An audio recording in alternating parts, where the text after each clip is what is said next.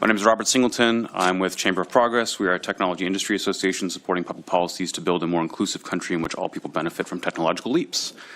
So, however well-intentioned HB 1170 is a bit problematic. We support the goals of transparency and informing the public. However, there's an ongoing and dynamic process within the technology industry to define an industry standard for content authenticity. And as of now, there's no foolproof method for determining whether or not something was generated entirely or in part by artificial intelligence.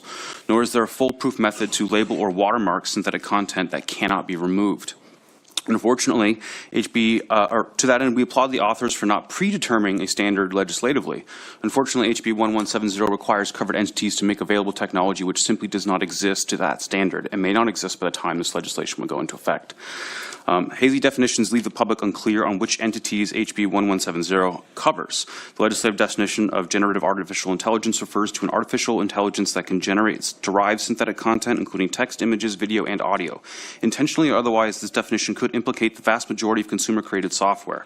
Section 4 attempts to address this by exempting services that provide exclusively video game, television, streaming, movie, and interactive experiences, but generative AI is inherently interactive experience, as users apply different prompts to refine text, video, or audio output. As such, the public, including developers, will be hard-pressed to know which services are covered and which are not. HB 1170 also turns covered providers into AI police. HB 1170 would compel covered providers to revoke the license of any third-party licensee found to remove disclosures information within 96 hours. This unseemly aggregation of power interferes with the ability of parties to enter into contracts in their own negotiation, and worse, compels covered providers to act as a quasi-law enforcement service. Notably, the text of 1170 offers no guidance on how to adjudicate a report subsequently deemed false. So for these reasons, we would urge you to not move forward with this bill.